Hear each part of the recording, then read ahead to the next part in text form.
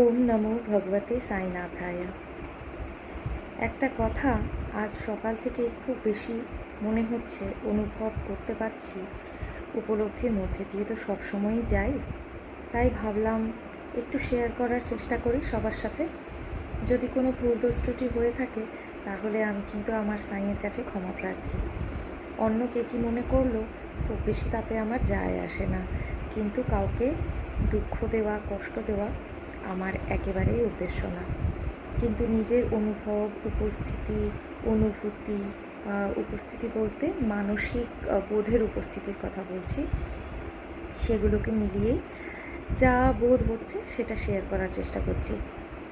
আমি দেখছি বেশ কিছুদিন হয়ে গেল খুব বলা হচ্ছে যে ভগবানকে খুব সুন্দর দেখতে, সে শিব ঠাকুরের রূপে হোক, মা পার্বতী অন্নপূর্ণার রূপে হোক, কৃষ্ণ ঠাকুরের রূপে হোক বা রাধারানীর রূপে হোক, বলা হচ্ছে ভীষণ সুন্দর, ঈশ্বরকে ভীষণ সুন্দর, ওনারা খুব সুন্দর। কিন্তু সেই ঈশ্বরেরই কিন্তু বিকরাল রূপ, বিকট রূপ হচ্ছেন মা কালী, বীরভদ্র, ভৈরব। এরা কিন্তু রীতিমতো বিকরাল বিকট রূপ ঈশ্বরের, সেই পরমেশ্বরেরই। আর শ্রী বিষ্ণুর কথা বলবো, উনি তো বামন অবতার ধারণ করেছিলেন যখন, তখনও কি মানে খুব খুব সুন্দর অ্যাট্রাকটিভ হয়ে এসেছিলেন, একটুখানি বোঝার বিষয় আছে। আর শ্রীকৃষ্ণ কিন্তু যতই সুন্দর হোক না কেন তাও কালোই ছিলেন, এটাই বলা হয়। আর রাধারানী যদি খুব বেশি সুন্দর না হতেন তাহলে কি তিনি রাধা হতেন না? রাধা তো তার পবিত্রতা দিয়ে, তার সৌন্দর্য তো আসলে তার ভালোবাসায়, তার নৈসর্গিক প্রেমের মধ্যে রাধার পরিচয়। তাহলে তার বাহ্যিক অতটা বেশি সৌন্দর্য সেটা ম্যাটারই বা কেন করবে?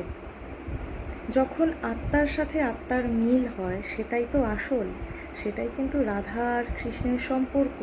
সেখানে কাকে কতটা সুন্দর দেখতে ম্যাটার করে না, ভালোবাসলে পরে খুব কুৎসিত ভালোবাসার মানুষের কাছে খুব সুন্দর হয়ে ওঠে।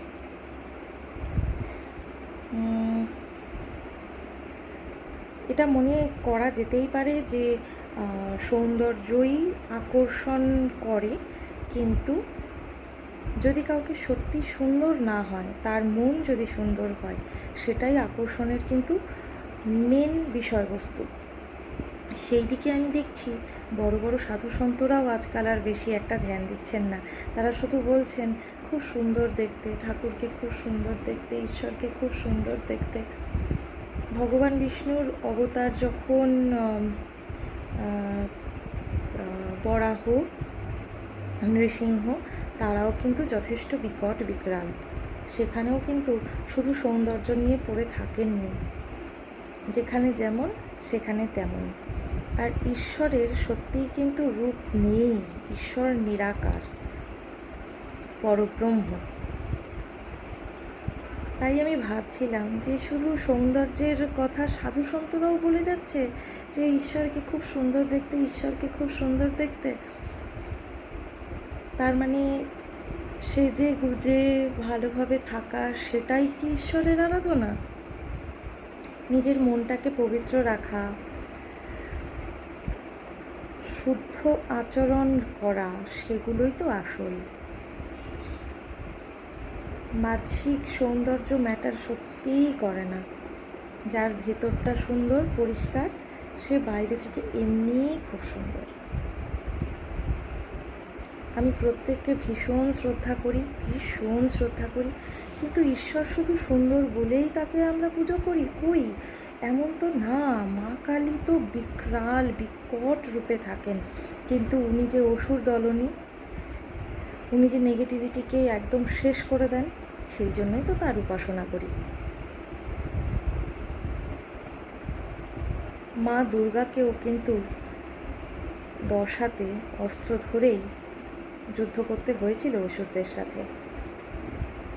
আমরা যতই বলি না কেন যে ওনাকে খুব সুন্দর দেখতে, কিন্তু হাজার হাজার বছর ধরে যখন উনি কন্টিনিউ অসুরদের সাথে যুদ্ধ করে গেছেন, তখন কি উনি ওনার বিউটির কথা ভেবেছিলেন? উনি তো তখন শুধু মানুষের ভালোর কথাই চিন্তা করে গেছেন। কী করে জগতের কল্যাণ হবে সেটাই চিন্তা করে গেছেন। উনি কিন্তু ভাবেননি যে আমাকে আরও বেশি সুন্দর হতে হবে। ঈশ্বর ওগুলো মনে করেন না। বাহ্যিক সৌন্দর্য ঈশ্বরের কাছে কোনো ম্যাটারই করে না। সবাই ভালো থাকো, সবার খুব ভালো হোক, উন্নতি হোক। ওম নমো ভগবতে সাইনাথায়।